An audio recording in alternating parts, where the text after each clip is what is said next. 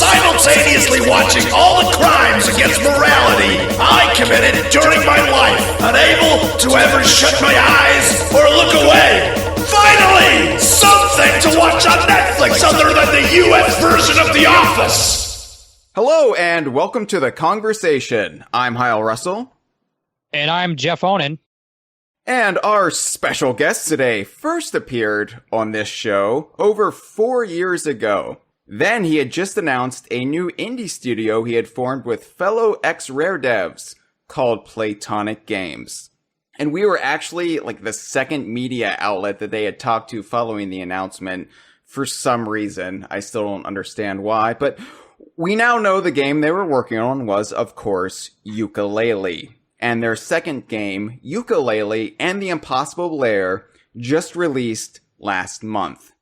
And for the purposes of journalistic transparency, both Jeff and I are actually bees in the game, but we won't let that cloud our judgment. After all, we are not the first bee you find in the game. That honor goes to this man. So please welcome back to the show for a double shot, the man, the myth, the mouth, Chris Sutherland. Hello. I thought you were going to call me Buzzerland. I thought about that, but I didn't want to put in too many spoilers in case people haven't actually gotten that far in the game. Oh dear, I'm sorry, I've spoiled the game already. Yes. Spoiled the first 10 minutes. Oh dear. It's downhill from here. It is, and, you know, I'll try to uplift your spirits, so let me be the first to congratulate you on Playtonic's sale to Xbox Studios, apparently. How does it feel to be working on Banjo-Kazooie again after all of these years? That's right. Well, actually, the real reason I'm here is actually to confirm that we're not working on the new Star Wars film, the new J.K. Rowling book, or the new Marvel Universe character called Vendy. In the title, Vendy Dispenses Justice. Those are the things. Those are the things. We're not working on those. Why did I subscribe to? Why did I subscribe to Disney Plus then? If there's not going to be a Vendy show, well, deals can happen. So, speaking of your acquisition, in what ways has Ed Bryan been disciplined by the studio? Did you guys line him up, and maybe everybody in the studio gave him a spanking? And a follow-up question, how does it feel to be working with Ed again? So the first thing is obviously we took away his bag. That was the first thing. Second, well, it's like he's never left, really. You know, he's it's been many years, actually, since we worked with him. But, he's kind of installed right opposite Steve Mails. Back in the day, I remember Chris Stamper used to say that they'd never be, because they used to sit together whichever project we were on, and Chris Stamper used to say, "Oh, they'll never be able to split them apart." And obviously, circumstances were that they were once split apart, but certainly, I think for most of the entirety of their time at Rare, they were always together, and now they have been reunited. So there you are. It's sweet. That makes me feel good. It's nice warm fuzzies to start this episode with. So, setting aside that whole 24-hour pandemonium of just rumor mongering and just unfounded speculation based on a work bag that's a decade old, let's assume that at some point in the future, you would get the opportunity to once again work on one of your past game franchises. Now, let me reiterate, for all of the gaming sites who might have stumbled into this is purely hypothetical. We're in the land of make-believe where anything can happen. A unicorn just passed by. It's delightful here, but this is not reality. So, if you could, what would you personally love to get your hands on again at some point in the far-off future? And no, Spider-Man does not count. I guess, yeah, even though you placed that massive caveat, of course, everybody's just going to ignore that and just cuts to this bit they'll send, this will be the link they send around it just after I started to answer the question. I'd be happy to work with pretty much any of them, really. But we've kind of set our course for ourselves with the characters we've got. So we're obviously very happy with those. But I'll work with anything really. It would be nice to go back to those times. And those characters and those IPs.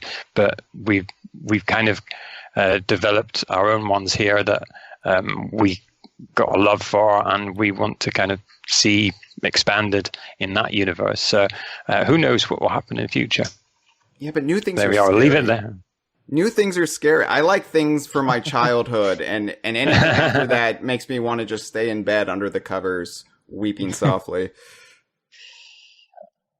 Yeah, I guess, like I say, you never know what's going to happen, do you? You never know what's around the corner. So that's not. And then again, when I say that, I suppose I had to add a disclaimer as well. That's not me going, you never know what's around the corner. Wink, wink. I generally don't know what's happening next. I generally don't know what's happening one day to the next when I come in here and I sit down. One day I'm doing one thing, and the next day I've forgotten what I did the day before, and there's just some people here that steer me in the right direction. They sit me down, and then they put a keyboard in front of me and tell me to start tapping, and things happen. It sounds like a good way to live. Yeah. Let's get away from the realm of the hypotheticals and the unknowns, and we can talk a little bit about Impossible Lair, which is a real game that exists and is out. And so we had talked to Gavin Price a little over a month ago. One of the questions we asked him was in regards to Impossible Lair. Had you taken any inspiration or looked at when retro studios made their own Donkey Kong Country games? And we asked him that same question, but we weren't really happy with his answer. So we're going to ask what was it? Can you remember his answer? What was his answer? What was his less than satisfactory answer? It wasn't unsatisfactory, but he kind of had said that there wasn't. He had downplayed any connection or inspiration that you guys had taken from retro studios games, but I kind of wanted to hear your perspective when seeing a big studio like retro studios do Donkey Kong Country, which you obviously had worked on in the past. Was there ever sort of a drive to return to that genre and make a response to what they had done, or to take inspiration, ideas from what they'd done, but then put your spin on it, or anything along those lines? Well, I think there's definitely influences there. But that's not even me saying that. That's like, if you look at a lot of what people have said online, and although it's not something we set out to do, the perception is that there are similarities or influences there. I think from our perspective, when we were researching the game, we were playing a lot of different platformers. I kind of lost count of the ones that people have looked at here, and trying to take inspiration from, say, well, what's modern, what still survives to this day, what would be cool, what would we have done if it was 10 years ago, but how would we have modernized it now? Kind of thinking it from all different angles. So I think we took that from a lot of places, and I think because the DKC and also the Tropical Freeze series are from retro are kind of looked at in such high regard. Obviously, we kind of looked at those closely as well. So we took influences from everywhere really, and tried to build something that we thought we'd like to play. So that's kind of, is that a more satisfactory answer, or is that, do you feel like... I'm pretty satisfied. I don't know about you, Hyle. I'm fairly satisfied. Are you fully satisfied, Hyle? Yeah, I am, and you can tell Gavin that he's never welcome back on the show again, because we finally got the answer we were looking for. Spam. So, on the other hand, it had been nearly 25 years since you personally last worked on a 2D platformer, and that one was for the Super Nintendo with, Nintendo money, the Donkey Kong IP. But what did you find to be the biggest difference between working on Impossible Lair and working on Donkey Kong Country 2? I think we had, a focus. I mean, we did a lot of work on controls back in the original DKC, but I think we had more focus this time to kind of make things kind of give it a sense of momentum that carried on.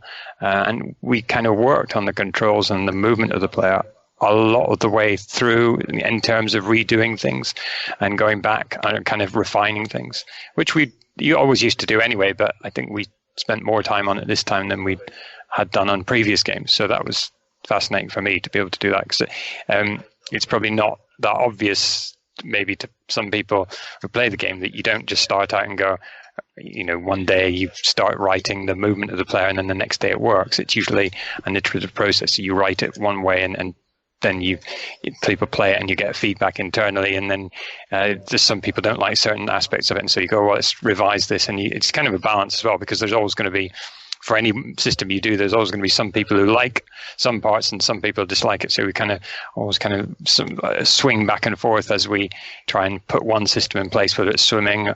Like we had versions of that which people just hated, and so we'd keep going back and go, oh no, how can we make it better?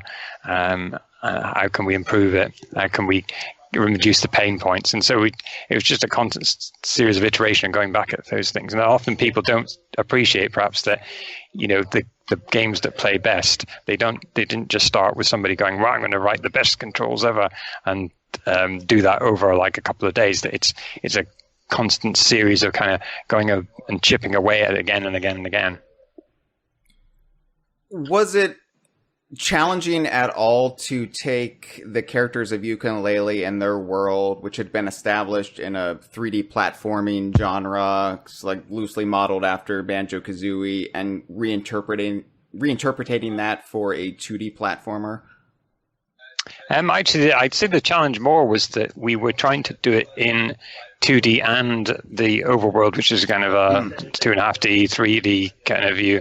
And there was, originally we started thinking, oh, well, we'll just use, we would use exactly the same animations. But then you realize, well, that this animation doesn't look right when it's viewed from overhead if you're running. So you've got to have a special animation, or you've got to tilt the head back a bit more. And there's other custom things about the way that you jump, and you can't jump as high, obviously, in the overworld. So in the end, it felt like, oh, we can share a lot of these things, and we did share a fair number of things, but a lot of it was almost like writing two separate games. So there's a bit of a challenge there, that it felt like, hang on, we've doubled the workload that we would have for any other game, because we've got to write the character moving in 2D and the character moving in kind of pseudo 3D as well. Did you have a favorite one out of the 2D stages in the pseudo 3D overworld? Was there one you enjoyed more than the other? What, in the levels, in the 2D levels, you mean, or the just in the conception, or like did you in the end, like did you say, oh, I found working on the overworld to be a lot more enjoyable than the 2D? Oh, I see. Yeah. I think it's like a mix of, I don't have any particular favorite. I think it's just, we just switch back and forth between them. And that was the other thing, because we're sharing the same character between them. We'd write something in the 2D level and then it'd break something in the 3D level. But that's kind of software development. So you just go back and forth between them.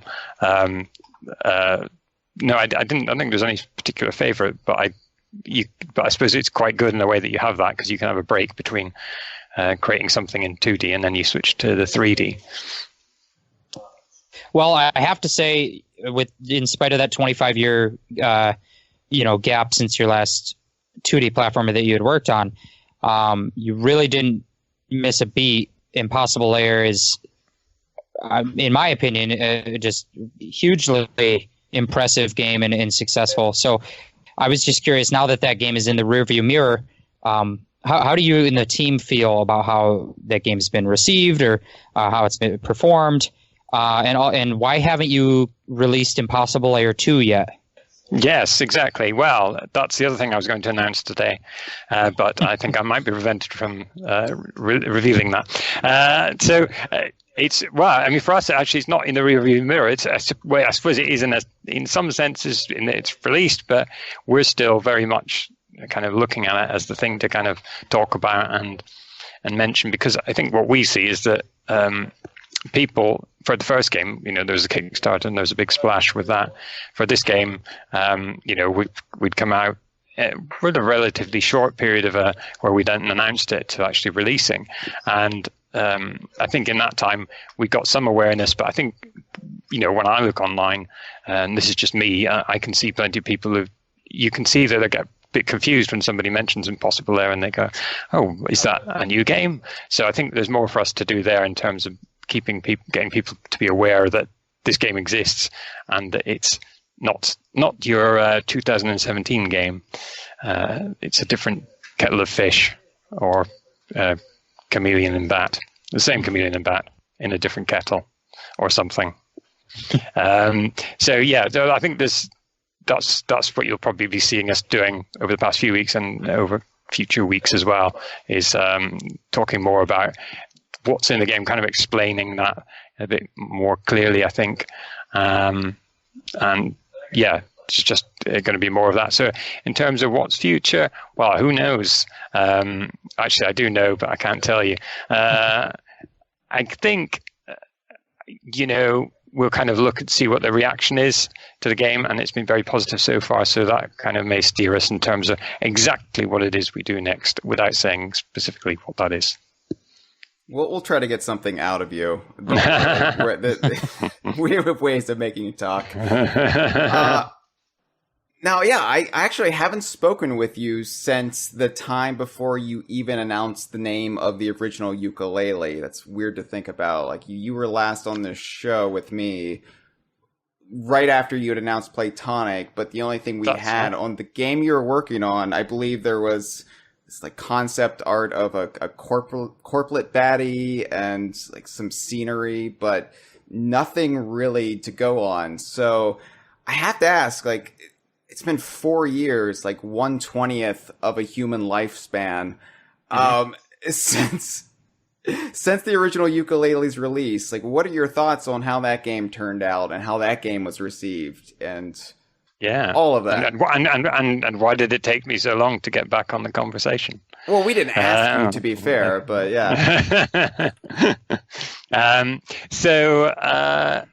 Yeah, it has been a long time, but at the same time, it's kind of, well, for us, it's flown by, I guess.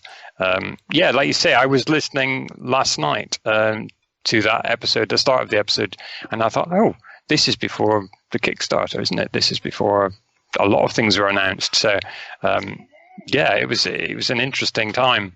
Back then, we were kind of just youthful people in the very young people who were hoping for success, and who we didn't really know whether things would work out or not. And all those years passed, and things worked out pretty well, I think. I guess, how do I reflect on that? It's just good, but I kind of don't think about it too much. I just always trying to look at what's next, and although I can't tell you what's next, obviously, because I just said that. Don't worry. Eventually, yeah. No, in this episode, we'll get something out of your mouth. That's right. It's the Marvel Vendy character. Yes. So I suppose I don't have any particular thoughts about it. Just that it's been a fascinating journey along the way, and we're always seeking to kind of surprise people, do new things, try not to get stuck in a rut, try to be a bit different if we can, and that's kind of where we came with Impossible Lair, because it has, although yes, people can draw similarities to other things we've done in the past, but there's many things that we've taken to are very different. And the idea of the Impossible Lair itself, the idea of the tonics, the idea of the levels, the level changes as well. So there's a whole bunch of things that we introduced that were kind of quite different and quite new. And I think we'll be continuing to do that in games and things that we release in future. Right. So on the theme of things that are new, I'm just going to keep asking you about things that are old. Yeah, that's fine. Carry on.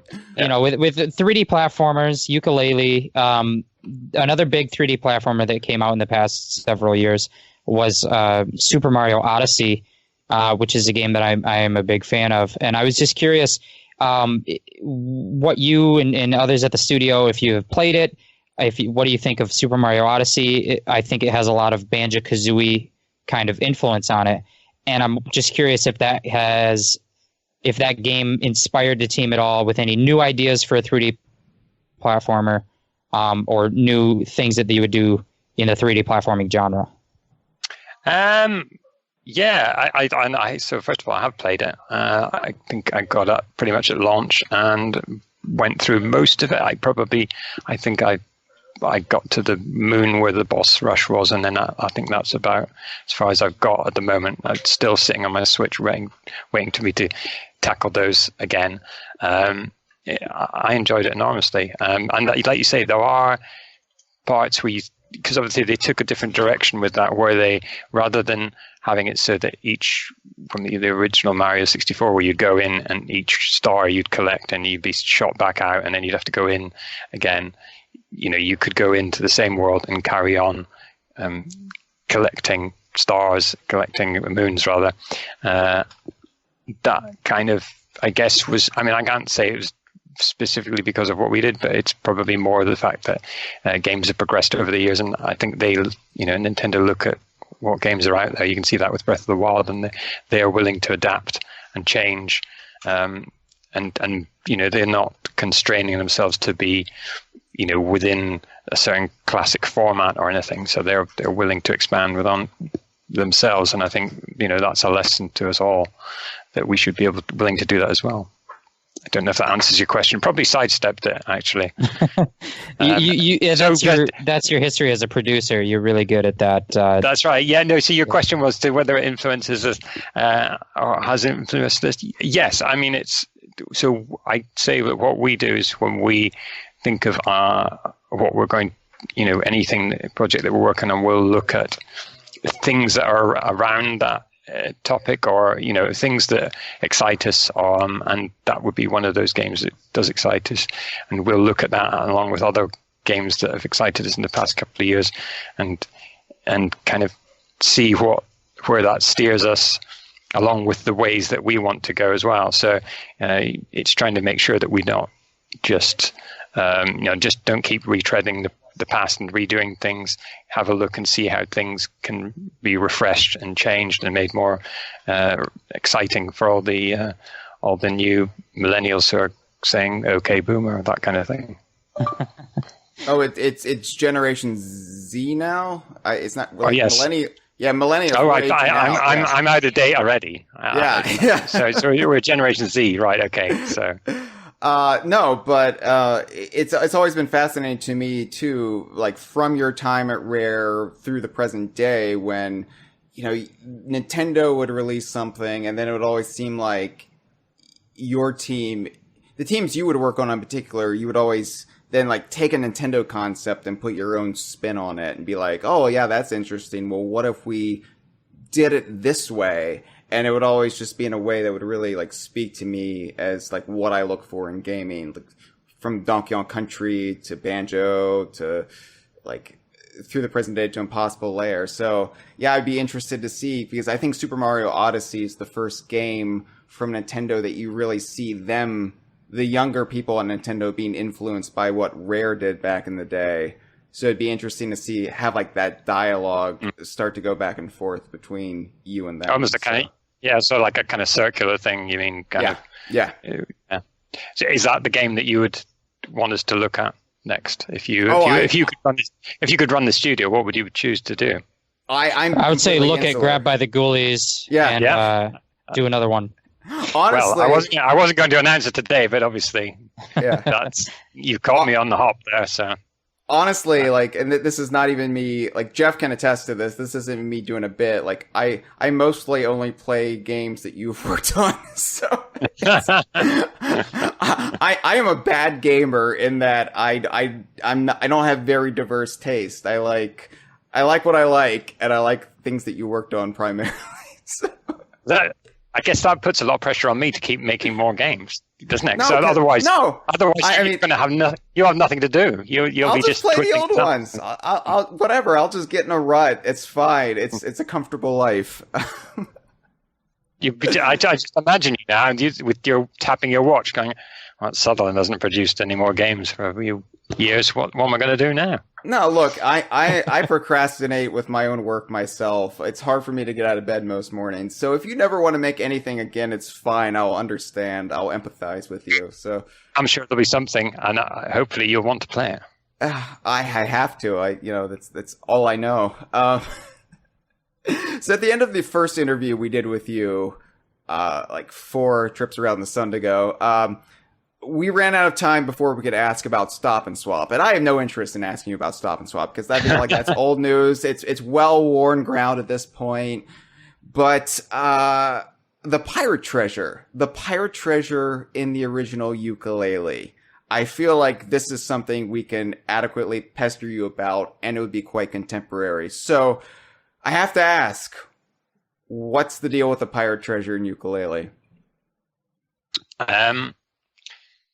That might be one of the things I can't talk about. I don't even know if I can talk about it. I don't even know if I got enough information to be able to talk about it. I don't know if I don't know. I don't think I can. Just brush it off. Just brush it off. I can't answer it. No. Chris, just blink if you need help. Yeah. I've been call someone. I've been silenced now. That's Stamp your feet 3 times. Okay. Something hit me in the back just now. I can't remember. It was a very solid object. Your inability to answer it, though, speaks volumes. So I will be content with that. I will take that like a squirrel gathering nuts for the winter, and I will go off into my little hole and feed on that for months. If something did happen, then you'll be able to replay this clip at that point. Exactly. And then we'd be like, aha. Yeah. All right. Well, we're going to get something out of you here. I asked Gavin this question when he was on the program, and I'm going to ask, and he wasn't prepared. He was not able to give us an answer, but I'm going to ask you the same question. Oh, I think it's the one. Oh, I listened to this last night again. I had listened to it when you did the original one, and I've now forgotten to. I remember him saying if you'd been prepared, and go on, because I don't think I'm prepared either. All right. Well, I'm going to put you on the spot. So the question is, if you could give us a very cryptic one-word clue about what your next project is, preferably something that will make no sense now, but will make all of the sense later, what one-word clue would you give us? Zombie. All right. Ghoulies 2 confirmed. Of course, what you don't know there is whether I just took one word and just added it in, and then I'm now going to reverse link that into somehow what we make. Well, we're calling your next game Project Zombie already. The hashtag is already trending. Just making a post-it note here. Zombie. Must add zombies into game. Must add zombies. Okay. Yeah, it might not be zombies. It could be a different meaning of the word zombie. It could be zombie with the B-E-E on the end. You guys do love your B puns. Oh. Yeah. Oh, there we go. Wow. Can't say any more. Okay. And yeah, how's that pun not been done, actually? Has it been done? Well. Okay, anyway. So considering we just heard her shut you down when we were trying to get info about the pirate treasure, I have to ask, is Daly mean to you too? Well, she keeps us all under control, so make sure that we don't reveal too much information.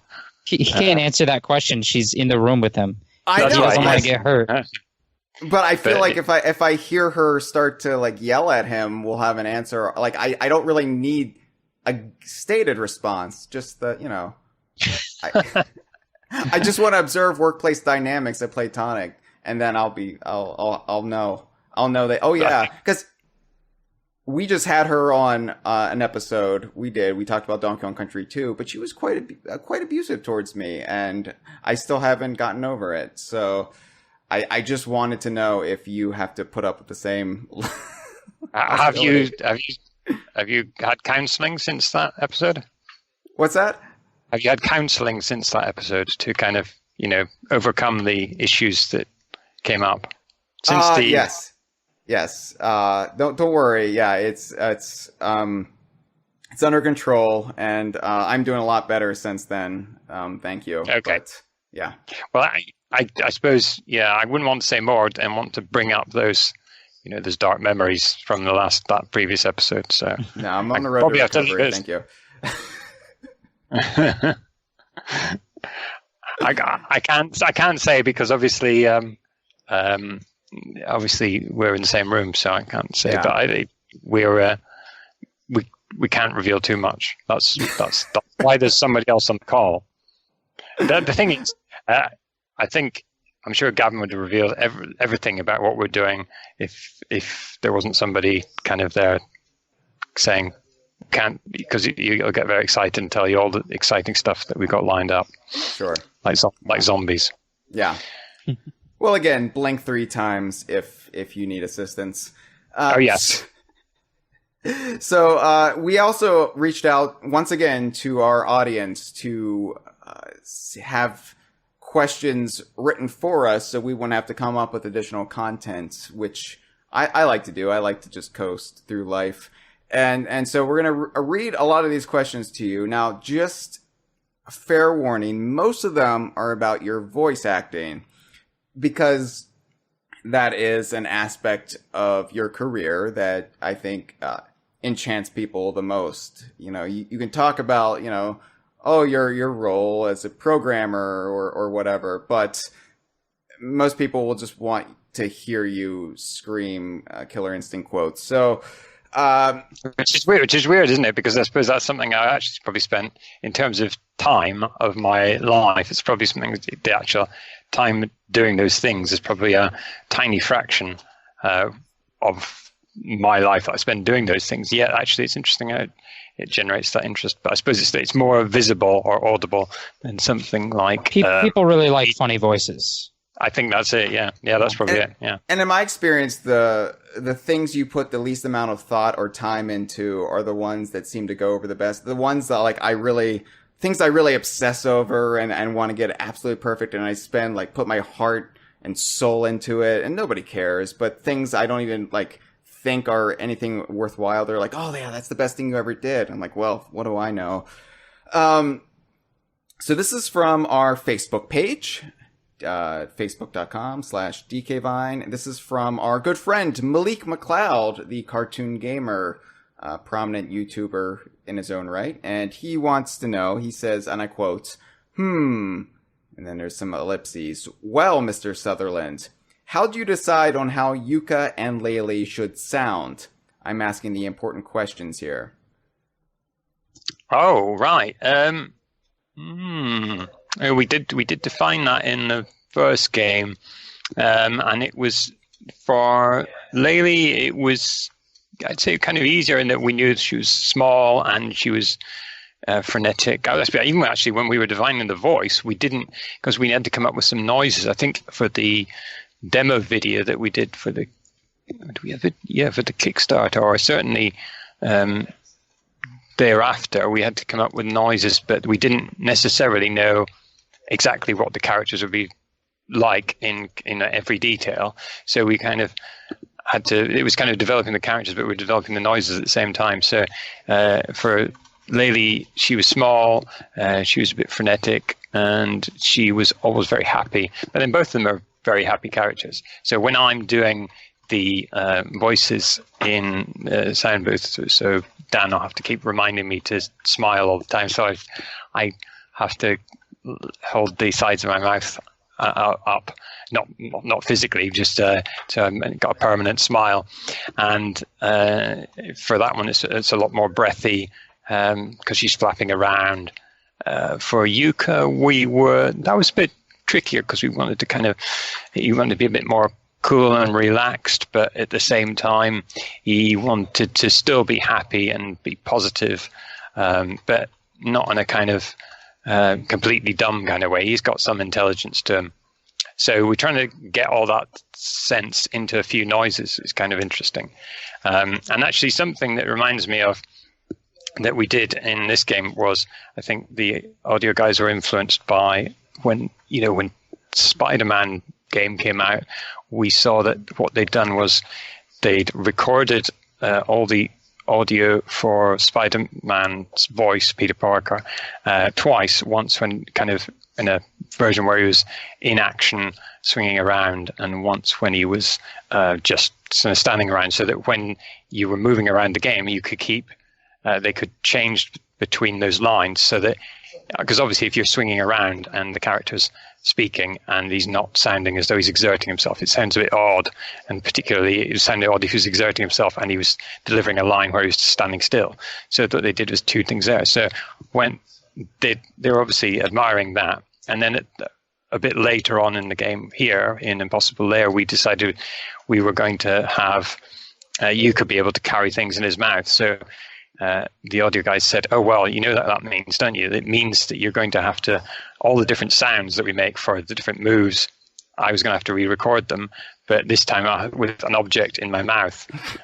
So that entailed, if you can imagine the scene in our recording booth, without to give anything away, we're still an indie studio, so we've got like a small room, and there's some kind of what are actually clothes rails which have duvets hanging over them. So there's these duvets, blankets hanging over these rails, and I'm kind of sandwiched into one corner, and then the audio guys in the another room giving me directions. And so what I distinctly remember was standing in this room. It was getting quite warm because I'd been spending a while doing these voices, and then we had to do the set where I had to redo them, where I had to put something in my mouth. So I just remember Dan saying over the talkback, saying, "Chris, can you push your fist further into your mouth? Because it's not sounding like you've got something in there." So, and that would be the direction. Now you have to give that several times. So it's quite difficult to actually do that when you've got your hand in your mouth and you're trying to make a noise. That's making the sound. He needs to sound like he's jumping, and then you would hear, "Can you make him sound happier? He's not sounding very happy." And you think, "Well, I'm not very happy because I've got my fist in my mouth trying to make this silly noise." But that's how it goes. Yeah, here ends the story.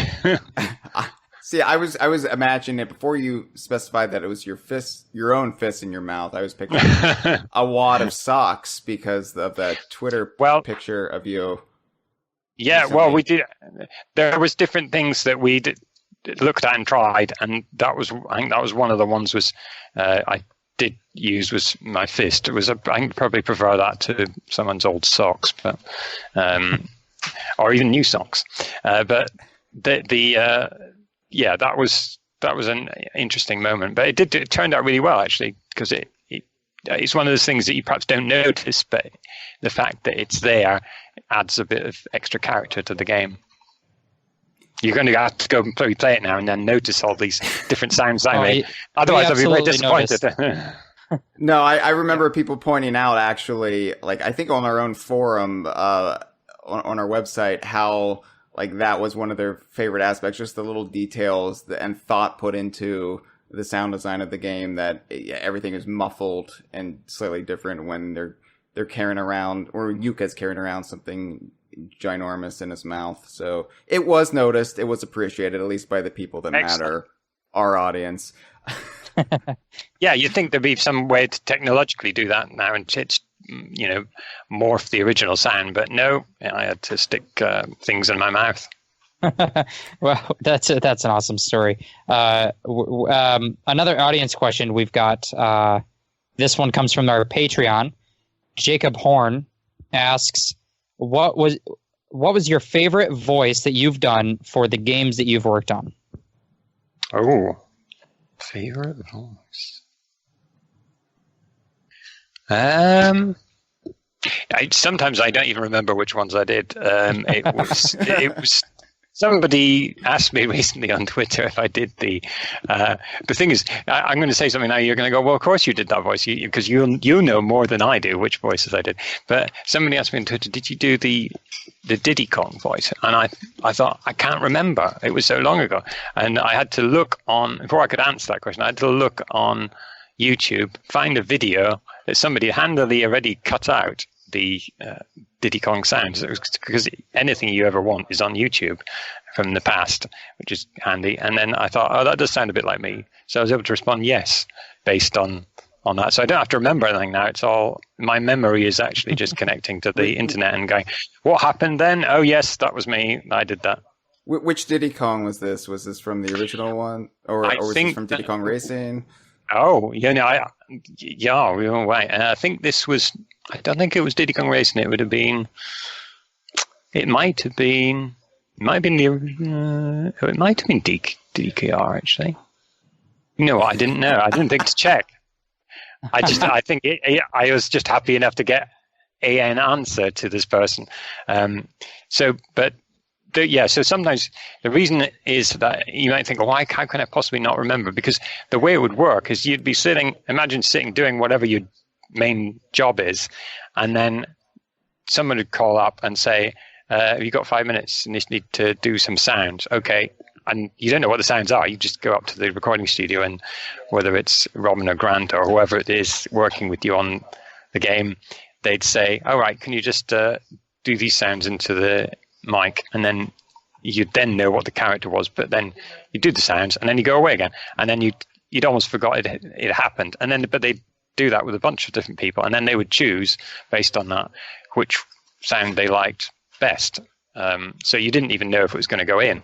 So you might not even hear back, or you wouldn't be until the game's released. You go, oh yes, that's me. So that's kind of how it worked. So which is why I probably don't remember a lot of the sounds that in some of the games I did, because I don't even know if they actually made it in. It's only when people come back and go, oh, that was you that did that voice, because you're on the credits. And I go, oh, was I? Oh, right, okay. Obviously, the one, the Daniel Carrington one, that I like that one, but essentially, it's without trying to belittle the voice. It's essentially Sean Connery, but done by me. So, and I thought, oh yeah, I'll do that. I'll do the. So Joanna. It would be Sean Connery normally, but it was back then. It was the voice of Daniel Carrington, and the way I did it was just to think about how Sean Connery would say things. But now, a few years later, after doing that, of course, I read online somewhere it said that what's the easiest voice that anyone can do, and it turns out it's Sean Connery that's the easiest impression. And then I thought, oh. And that just was the one I thought, I'll do that one, because I think again they just came to me and said, oh, can you do a voice for this? I don't think there was a particular direction, so I thought, oh, I'll just do that voice, and it turns out it's one of the most easy ones to do. But are we sure that his name is pronounced Sean? Because if his name was Son, he would fail to tell us. We would never know. That's true. Yeah. I hadn't thought about that.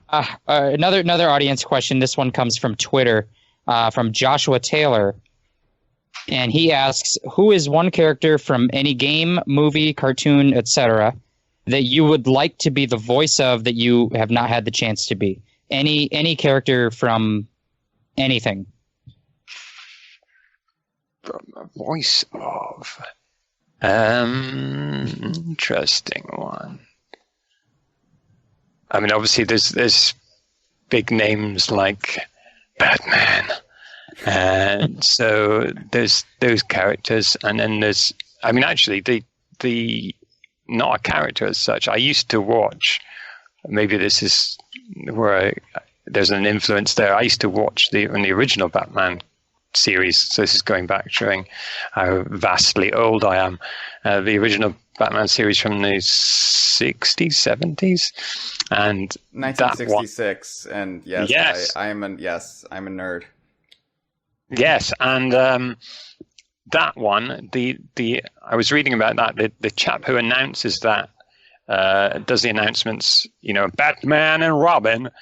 He is actually he's the producer of the show, and I can't remember his name. You probably know it.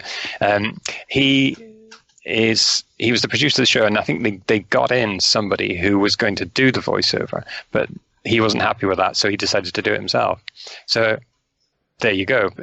Again, somebody who wasn't actually kind of naturally, that wasn't his actual role, kind of stepped in and did the voice. And I thought he did a really great job, and that kind of stuck in my head for many years. So that's kind of probably been an influence, and it would be something that I would have liked to have done. But obviously that's kind of in reverse back before I was born. So Will Dozier, by the way, was... That's it. Yes. Excellent. Did you have to look that up, or did you know that, or did you? I knew his last name. I will cop to looking up his first name, but I already knew it was Dozier was his last name, just because I remember. Glad I remembered it as well. Yeah, I'm glad. So, well, that's exciting. That way, if we ever need to have a cliffhanger ending for this podcast, I will recruit you to narrate something really elaborate death trap. Hyle and Jeff.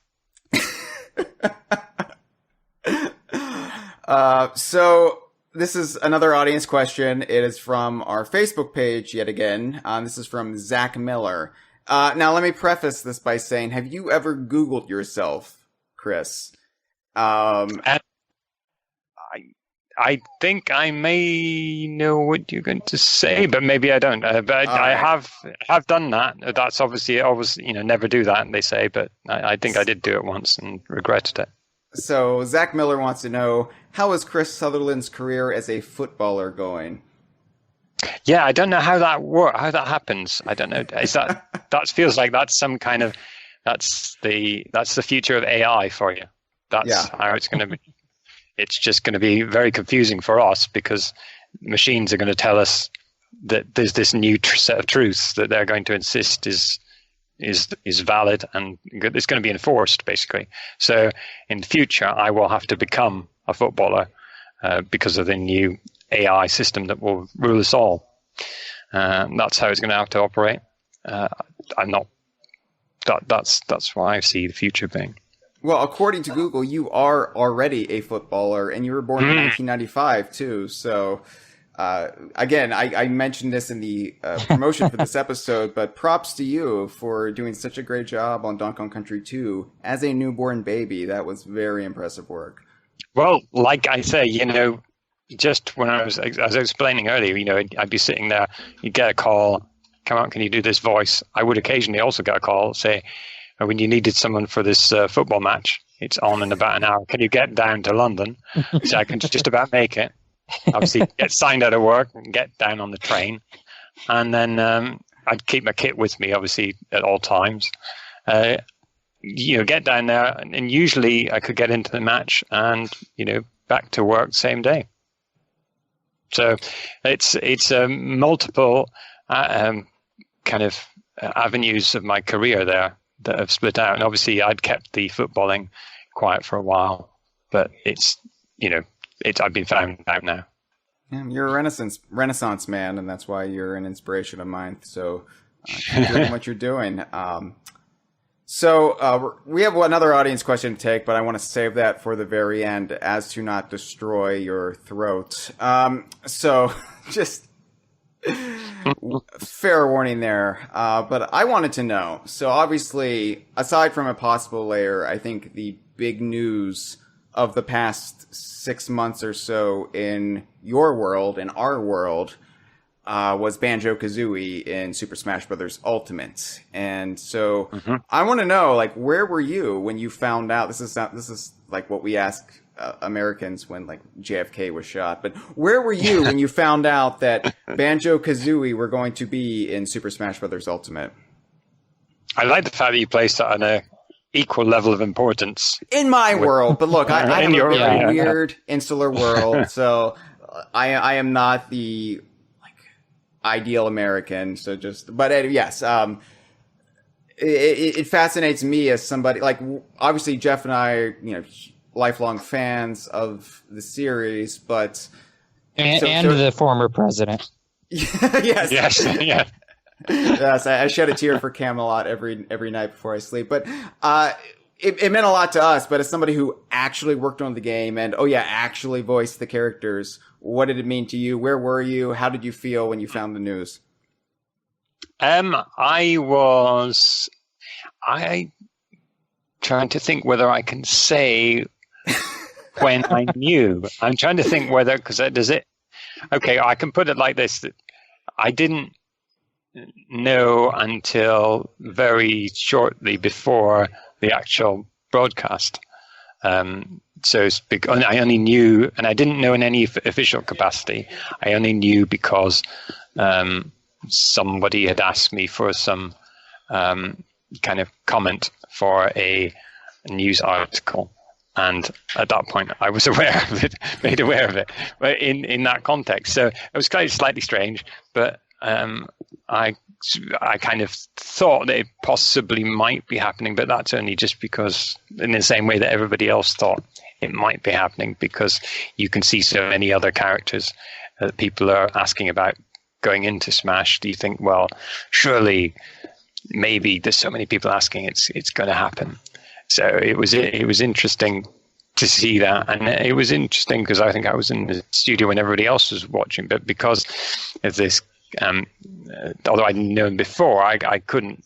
I was asked not to pass this on to anybody else, so I didn't mention it to anybody else, although they probably would have liked to have known. So everybody was watching that here in the studio on the Nintendo broadcast and getting excited, and yeah, even then, I still thought maybe it won't actually be on there. Maybe it will, maybe it won't. So it was interesting for me, and it's weird as well because you hear your voice on that and you think, oh, that's me. But it was good. But I didn't know that much before, and I didn't tell anybody else, although people here probably wish I had told them. But I couldn't do that. Yeah, what did you think of that reveal trailer and kind of I thought it was great. Pays homage? I thought it was great. It was lovely the way they'd teased it with the jiggy bouncing in, and the kind of just enough to make you go, that was what I thought it was, wasn't it? Just enough to kind of, and then the next bit with the fake shadow, that was very clever as well. And it had Donkey and Diddy together with him too as well. I mean, I seen the video of, I think it was Nintendo in New York, or was it whether it was right, where there was everybody was getting excited. That was me, and I think I was like that inside, but I wasn't jumping out around the room. But obviously inside it was very exciting to see something that you'd worked on so a long time ago suddenly come into back to life in modern times. Yeah, modern times. Yeah.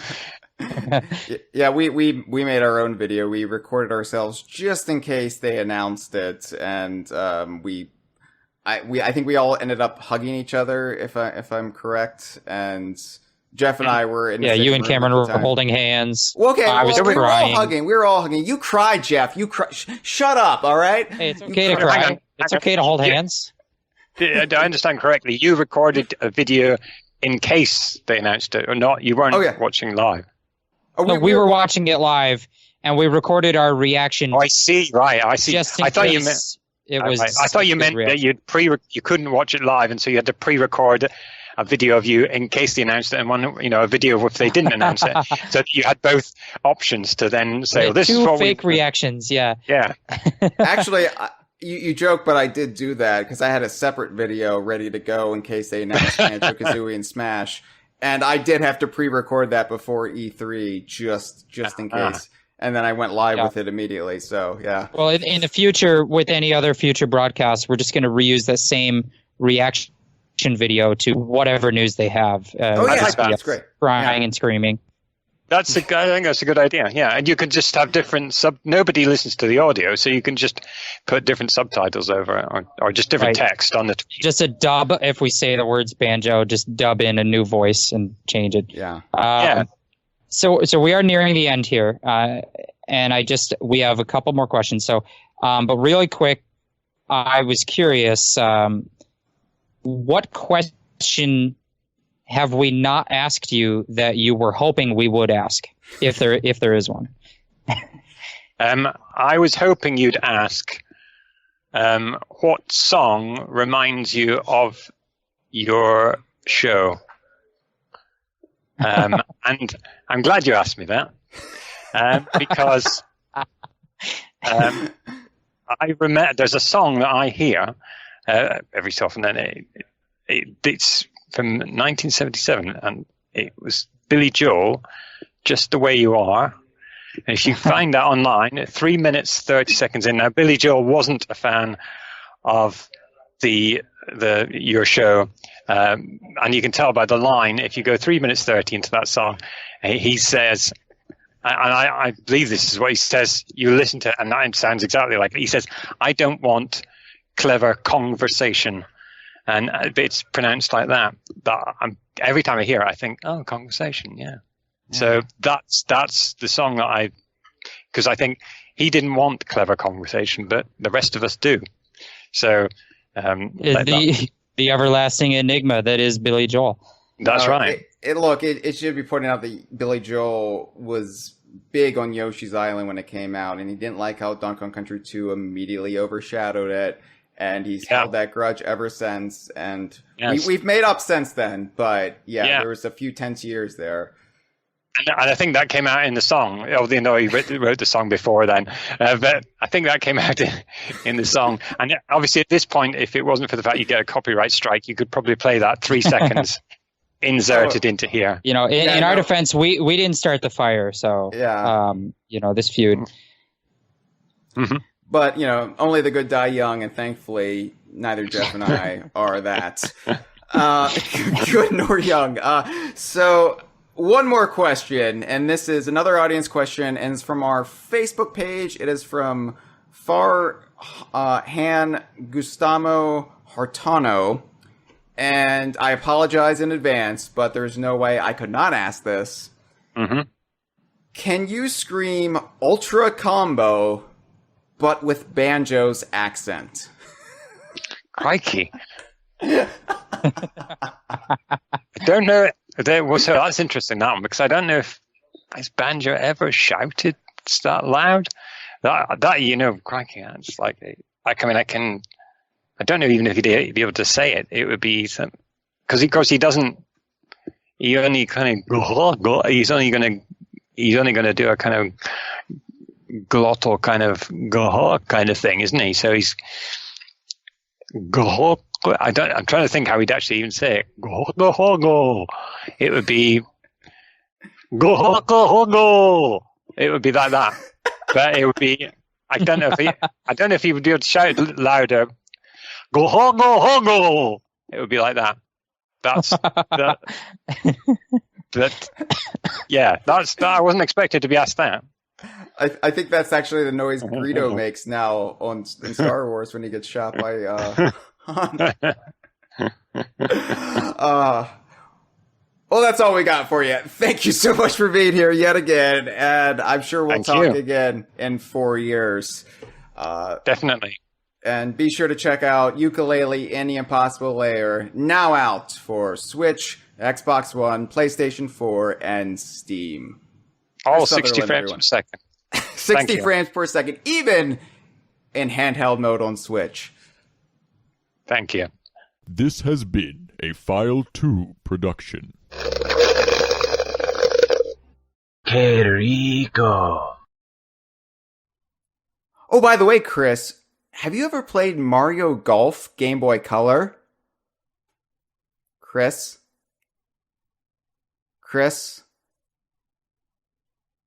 Well, it's worth a shot.